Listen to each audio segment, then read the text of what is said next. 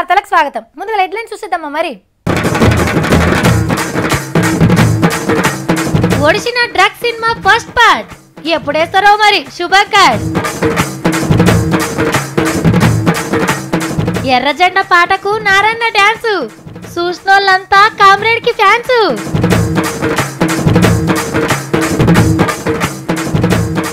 గాలి మోటార్ల ముఖ్యమంత్రి గారు కింద మైదానంలో పందిచోరు.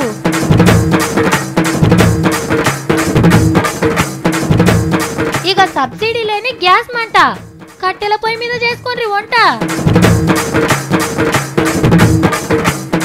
అక్టోబర్ ఆత్రంలో సత్తి ఏ పని ఉన్నా కూడా ఈ ఆగస్టు సెప్టెంబర్లో చేపించుకో. అక్టోబర్లో సత్తిగాడు అడుగు పెట్టిన అనుకో నీ గనవాడడిగా ముచ్చట లేదు బంధు. అబ్బా 12 రోజులు ఫస్ట్ వార్త ఇదే ఉండే తీన్మార్లా. ఒక్కో రోజు ఒక్కో సినిమా చూసినట్టు అనిపిస్తుండే. పొద్దుగాల టిఫిన్లు చేయకన్నా ముందే మా ఇలేకరన్నలు 2-3 కెమెరాలు పట్టుకొని ఆబ్కారీ ఆఫీస్ ముంగట ఆలేటోళ్ళు. ఏ కారు వచ్చినా అరే అరే ఇదే కారు అని హీరో వస్తుండే నురికేటోళ్ళు. ఆఖరికి హీరో కార్ డ్రైవర్ వచ్చినా హీరోని ఎట్లా వీడియో తీసిండ్రు అట్లేం తీసిండ్రు. ఇక వాళ్ళు కారు దిగి దెబ్బ ఊరికొచ్చి మీడియాకి దండం పెట్టి లోపట్టుకోయేటోళ్ళు. మళ్ళీ పొద్దుమీకినాక బయటకు వచ్చేటోళ్ళు. ఆబ్కారీ భవన్ బ్రేకింగ్ వార్తలకు అడ్రస్ అయిపోయింది. కానీ ఈళ్ళతోని డ్రగ్స్ ఇంటర్వ్యూలు అయిపోయినాయి. ఇక కొలువుల ఇంటర్వ్యూ కోయేటప్పుడు గుడికోయినట్టే నటుడు నందన్న కూడా గుడికోయిండు మొదలు. ఆబ్కారీ ఆఫీసులున్న దేవుణ్ణి దర్శనం చేసుకొని ప్రసాదం తిన్నాక ఆఫీసర్ల ముంగట ప్రత్యక్షమైండు డ్రగ్స్ కేసులా. అన్నను కూడా గవ్వేకొచ్చని అడిగిండ్రట. మీకు డ్రగ్స్ అలవాటు ఉందా? ఎవరెవరు వీలుస్తారు? పబ్బుల పంట తిరుగుతావా నువ్వు? కెల్విన్ గాని ఫోన్లా నీ నంబర్ ఎందుకుంది అని అడిగితే ఆన్సర్లు చెప్పిండట. 3 గంటలలోనే ఇంటర్వ్యూ అయిపోయి బయటకు వచ్చిండు. మొత్తం 12 రోజులు 12 సస్పెన్స్ థ్రిల్లర్ సినిమాలు చూసినట్టే ఉండే. 12 మందిని 92 గంటలు ప్రశ్నించిర్రు. పూరన్న, సుబ్బరాజన్న, తరుణన్న తప్పితే కడమోళ్ళు ఎవ్వరు బ్లడ్ శాంపిల్స్ ఇయ్యలేదు. చెప్పిన ముచ్చట్లను వీడియోలు తీసిండ్రు. వచ్చిన వాళ్ళు ఏం చెప్పిర్రో పోలీసు వాళ్ళు చెప్పలేదు. పోయిన వాళ్ళని ఏం అడిగిండ్రో వాళ్ళు చెప్పలేదు. అంతా లీకుల మీనే నడిచినాయి సినిమాలు. ఇంకా చాలా మందే ఉన్నారు. పెద్ద పెద్దోళ్ళు దందా చేస్తురని పుకార్లు అయితే తినబడుతున్నాయి. మరి చిన్న బ్రేక్ తీసుకొని షిట్కేలు వస్తారో లేకుంటే ఇంటర్వెల్తోనే శుభం కారటేస్తారో చూడాలే. మీకు అతడు సినిమాలో ఒక సీన్ యాదుకుందా? అదే ఎలక్షన్లలో గెలుస్తందుకు కోట శ్రీనివాసరావు సార్ ఒక నాటకం ఆడతాడు. మహేష్ బాబుకు పైసలు ఇచ్చి కాల్చమంటాడు. తూట దాకాలే కానీ పానం పోవద్దని కండిషన్. దెబ్బలు దాకి దావుకాన్ల పడితే పబ్లిక్ లా సానుభూతి పెరిగి ఎలక్షన్లో గెలుస్తామని కోటన్న ఐడియా. సరే ఇక సినిమాలు ఏమైందో మీకు కూడా తెలుసు. సేమ్ ఇట్లనే హైదరాబాద్లో అతడు 2 నంబర్ సినిమా రియల్గా జరిగిందట. కాకుంటే ఎలక్షన్లలో గెలుస్తందుకు కాదు మరెందుకో మీరే చూడండి. అతడు 2 సినిమా చూపించింది ఇతడే. పేరు విక్రమ్ గౌడ్. పట్నం పాత మంత్రి ముఖేష్ గౌడ్ సాబ్ కొడుకు. మొన్న ఎగిలి వరంగా లేచి గుడికోదామని ఇంట్లోకెళ్ళి బయటకు వస్తా అంటే తుపాకీతోని కాల్చిండ్రు గుండెగాళ్ళు. ఎమ్మటే దావుకాన్ల చేరిక చేసిండ్రు. ఏం జరిగిందో ఎవ్వరికి అర్థం కాలే మొదలు. ఇంటామని అడిగితే ఏడుపు తప్ప ఏం తెలియదు అన్నది. అన్నని అడిగితే గుండెగాళ్ళు కాల్చిండ్రని చెప్పిండు పోలీసు వాళ్ళకు. కానీ బుల్లెట్ దిగిన తీరును చూస్తే మనోళ్ళకి అనుమానం వచ్చింది. లోతులకు పోయి ఎంక్వైరీ చేస్తే అస్సలు ముచ్చట తెలిసిందట. పైసలు ఇస్తే నన్ను కాల్ముండ్రి కాకుంటే నాకేం కావద్దు అని అనంతపురం ముఠాతోని బేరం మాట్లాడుకుండట. మంచి సూటిగాలు ఉన్నట్టున్నారు. లేకుంటే ఆయం పట్ల తూట దాకితే ఏంది పరిస్థితి? సినిమాల లెక్కరే చిత్రంగా అనిపిస్తున్నదిలే. అన్నకు మస్తు అప్పులైనాయట. ఏరుబడి నాయనకు దూరంగా ఉంటాడు. ఊకూకే అప్పులోళ్ళు ఇంటికొచ్చే వరకు ఏం చేయాలనో తెలియక కాల్పుల డ్రామా ఆడితే మళ్ళా మా డాడీకి దగ్గర అయితా అప్పుడు అప్పులు అయిననే కడతాడని పిలానేసిండని తెలిసిందట పోలీసు వాళ్ళకు. కాల్చినోళ్ళు 3 దొరికిండ్రు. ఇంకొకరిని మధ్యప్రదేశ్ రాష్ట్రంలో పట్టుకొని తీసుకొస్తుర్రట. రేపు ఇలేకర్లను పిలిచి విక్రమ్ బాబు అతడు 2 నంబర్ సినిమాను కండ్లకు గట్టినట్టు చూపిస్తారట. సీఎం మీటింగ్ ఉన్నదంటే చాలు 6 రోజుల సందే ఫుల్ సెక్యూరిటీ. ఆ ఏరియాను మొత్తం గుత్తకు పడతారు పోలీసు వాళ్ళు. సీమలకు కూడా ఆధార్ కార్డు అడిగేంత స్ట్రిక్ట్ గా డ్యూటీలు చేస్తారు. కుక్కలను తీసుకొచ్చి మైదానం మొత్తం మురక చూపిస్తారు. బాంబులు గిట్లా పెట్టిరేమో అని. వాకిటాకి మూతి ముంగడ పెట్టుకొని సార్ ఇప్పుడే ఇంట్లోకి వెళ్ళి కార్ల పాదం మోపిండు, ఓవర్ డ్రైవర్ గేర్ మార్చిండు, ఓవర్ కార్ గేట్ దాటింది, ఓవర్ అని మాట్లాడుకుంటారు. ఇక మీటింగ్ కాడ ఆఖరికి సీమలు కూడా ఆధార్ కార్డు చూపిస్తేనే వదులుతారు. అసొంటిది పోలీసు వాళ్ళను నేను చెప్పా చూడు. నాయన 4 సింబాలే గుంపులుగా వస్తాయి. ఫంది సింగిల్గా వస్తుంది. ఫందిగాంతో పెట్టుకుంటే దబిడే.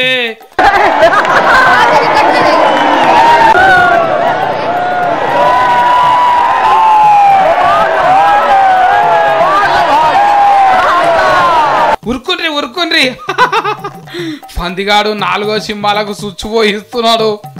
మైదానంలో రన్నింగ్ పోటీలు పెట్టినట్టే ఉన్నది కదా. అది ఎందుకు దొరుకుతుంది? వచ్చి బిత్తురోలు ఉన్నట్టున్నారు. మీద గంటగానం మంది ఉండి వదులుతుంటే అది ఎట్లా పోతుందో.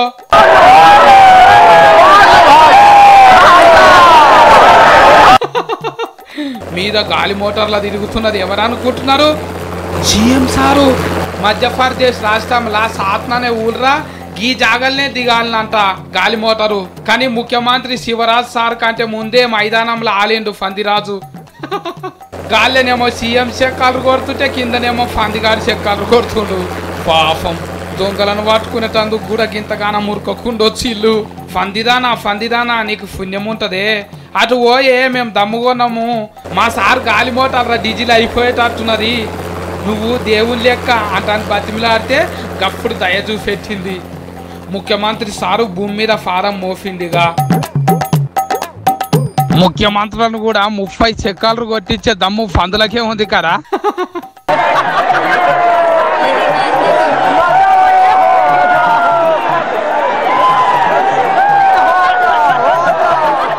భూమి మీద మనిషి పుట్టిన కొత్తలా అగ్గి లేకుండే రాయి కొట్టి నిప్పు పుట్టించిండు. అటెంక కట్టెల మీద కాల్చి మాంసం వండుకొని తిన్నారు. అది అయిపోయినాక మట్టి పొయ్యిలు కట్టు నేర్చుకున్నారు.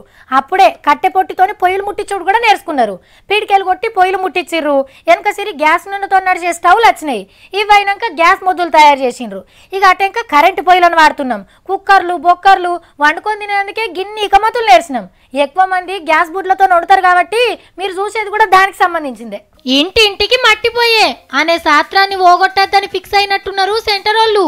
గ్యాస్ మొద్దుల మీద సబ్సిడీ ఎత్తేస్తారట. సబ్సిడీ అంటే మార్కెట్ రేట్ కంటే అగ్వకిచ్చుడు. 120 రూపాయలు తక్కువ ఉండే ఇప్పటిదాకా. అగో గా పథకానికి మంగళారతి వాడబోతుర్రిగా.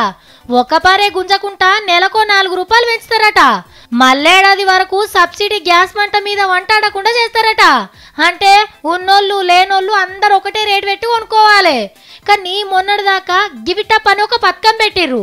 ఆమ్దాని మంచిగున్నోళ్ళు సబ్సిడీ ఇడిచిపెడితే గా పైకంతోని కట్టెల పొయ్యి మీద వండుకునేటోళ్లకు గ్యాస్ బుడ్లు ఇస్తామన్నారు. సరే అని కొందరు ఇడిచిపెట్టిర్రు కూడా. కానీ ఇప్పుడు సర్కార్ వాళ్ళే అందరినీ గివిటప్ పథకంలోకి తెచ్చి పడేసిర్రు. సబ్సిడీకి ఇయ్యలేమని ఆల్రెడీ రేషన్ దుకాణంలో చక్కెర ఇచ్చుడు పనిచేసి పేదోళ్ళ నోర్లను షేర్ చేసిండ్రు. గ్యాస్ నూనె 1 లీటర్ వస్తే అదే ఎక్కువ. ఇక ఇప్పుడు గ్యాస్ బుట్ల మీద కోతలు. పట్న పొల్ల కంటే తప్పదు కానీ ఊర్లో పొంటున్నోళ్ళు మళ్ళా మట్టి పొయ్యిలు కట్టుకోర్రి. పిడికల మీద కూర బువ్వలు ఉడికించుకోర్రి, కొంత ఖర్చు తప్పుతుంది. మీరు గవర్నమెంట్ ఏదైనా తీసుకోర్రి. ఆర్టీసీ అప్పులలో ఉన్నది, రైల్వే లాసులలో నడుస్తుంది, ఎయిర్ ఇండియా ఎల్లెలు కలబడ్డది, ఈ స్కూల్లో బిల్డింగ్లే చక్కగా లేవు, దావుకన్నా సూది మందులు ఉంటాను లేవు, మున్సిపాలిటీ ఆఫీసు వాళ్ళు కరెంటు బిల్లే కడతలేరు అని వింటుంటాం కదా. ఏదంటే ఏది చక్కగా నడవాయి, సర్కారు నడుపుతున్నాయి. కానీ ఒక్కటే లాభాలతో అందరినీ పరిచయం చేస్తుంది. అబ్బా ఏంటిది అంటారా? SBI bank. అబ్బా స్టేట్ బ్యాంక్ వాళ్ళు మిత్తి తగ్గించిండ్రులా. అరే అవునా, అయితే మేము ఇంటి లోన్ తీసుకుంటాం అని ఊరికే రాయింత. తగ్గింది లోన్ల మీద కాదు, మనం దాచిన పైకం మీద. ఇన్నొద్దులు 100కి 40 పైసల మిత్తి కట్టించేటోళ్ళు ఇప్పుడు 35 పైసలే కట్టిస్తారట. అంటే 5 పైసలు తక్కువ అన్నట్టు. 5 పైసలే కదా, అదో లెక్కనా అని అనిపిస్తుండొచ్చు. దేశంలో 42 కోట్ల మంది SBIలనే అకౌంట్లు తీసిండ్రట. ఇక వాళ్ళంతా ఎన్ని లచ్చలేసి ఉంటారు? వాటి మీద 5 పైసలు మిగిలితే బ్యాంకుకు ఎన్ని కోట్ల లాభం రావాలే? ఒక పని చేయండి మేడం, మా అకౌంట్లు మొత్తం రద్దు చేసి దాచిన పైకం మొత్తం మీరే తీసుకోండి. ఇక మీకు లాభాలుంటాయి.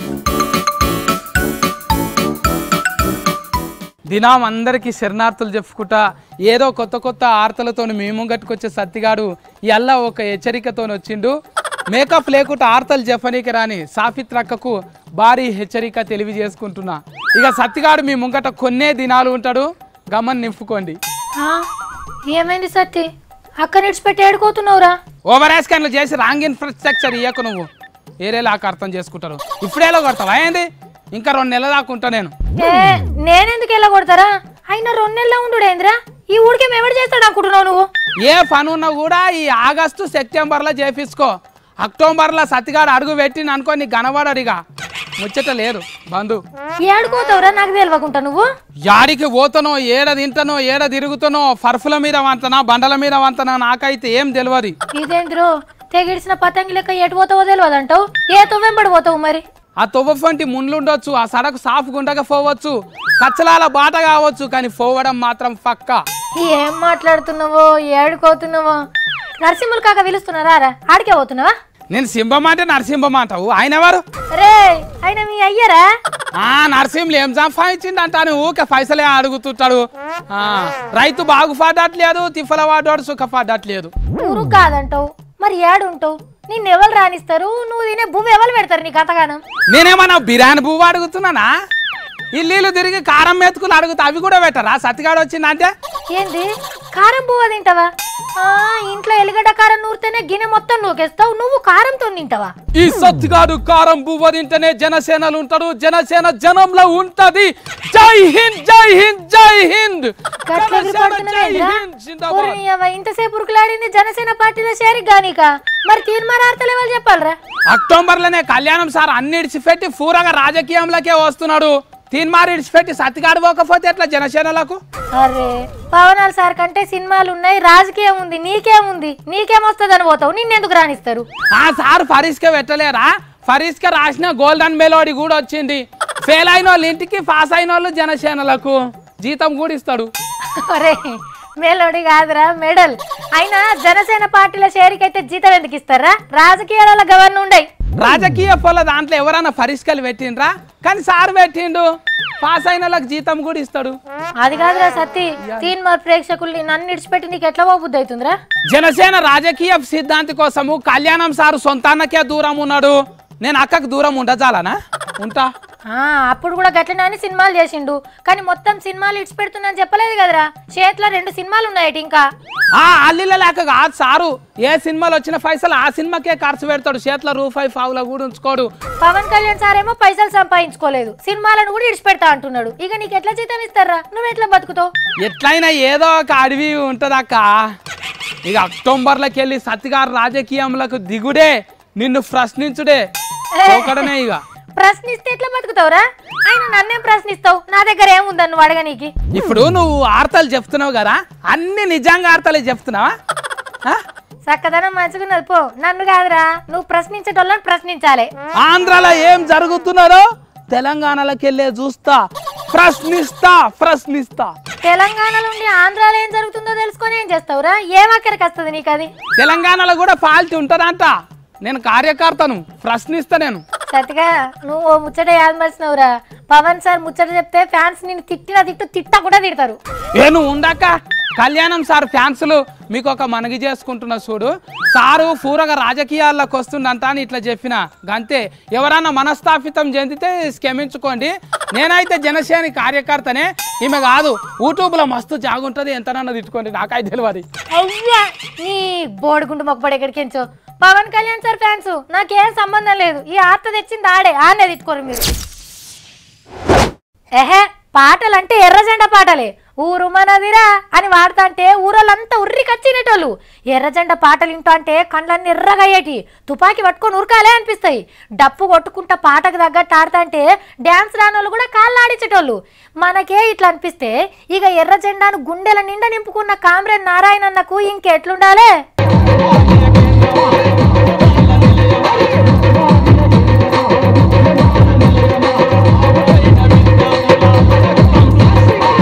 అర్రే ఒకటే స్టెప్పా, మారవచ్చు కదా అని అనిపిస్తున్నదిలే.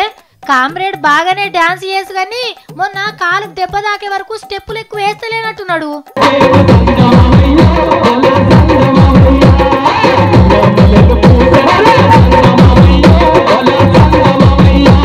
గప్పట్లో పారి చూడలే తీన్మార్ స్టెప్పులు ఎట్లేసిండు.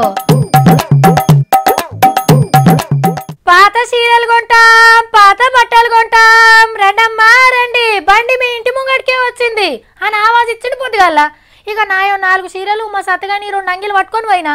ఓ అమ్మ ఈ లొడా సంగిలు మీ తమ్ముడు తప్ప ఎవరు లొడగరమ్మా, వద్దొద్దు అని అన్నాడు.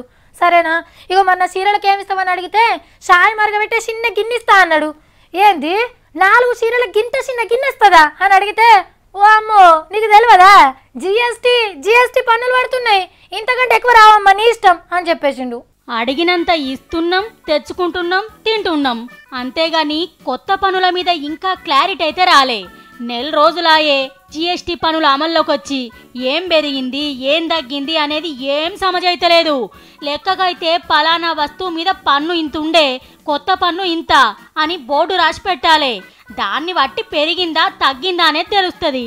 కానీ ఏ దుకాణంలో అసంటి బోర్డులైతే కనబడతలేవు. మంచి నూనె, చక్కెర, చాయపత్తా, పెయ్యి సబ్బుల రేట్లు తగ్గాలి లెక్కకైతే. అయితే షావుకారులు పాత రేట్లకే అమ్ముతున్నారు. అదేందని అడిగితే ఇది పాత సరుకు, కొత్త సరుకు వచ్చినాక పన్ను తగ్గుతుందని చెప్తుండ్రట. గట్టిగా అడిగితే ఇష్టం ఉంటే కొను లేకపోతే లేదు అని కసిరిస్తుండ్రట కూడా. అదే మిక్సీలు, కుక్కర్ల మీద పన్ను పెరిగిందని ఎక్కువ తీసుకుంటుండ్రట. అంటే తగ్గుతనేమో తక్కువ తీసుకుంటలేరు గాని పెరుగుత మాత్రం మంచిగానే కొరుగుతుండ్రు అన్నట్టు. వీళ్ళు మనకు సుక్కలు చూపిస్తుంటే జిఎస్టీ సంఘంలో చేరిక గాని సావుకారులకు మార్కెట్ల సుక్కలు కనబడుతున్నాయట. సంఘంలో సభ్యత్వం లేకుంటే సరుకు సామాన్లు సప్లై చేస్తలేరట. బెంగాల్లో మొన్నొక దుక్నం ఓనరు పానమే తీసుకునే GST పుణ్యాన.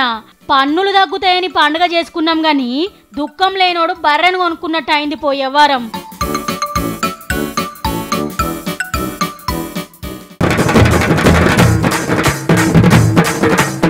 ఒడిసిన drug cinema first part ఎప్పుడేస్తారో మరి శుభాకాంక్ష.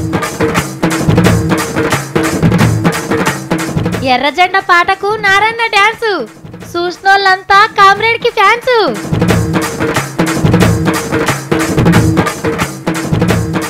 గాలి మోటార్ల ముఖ్యమంత్రి గారు, కింద మైదానంలో పందిచోరు.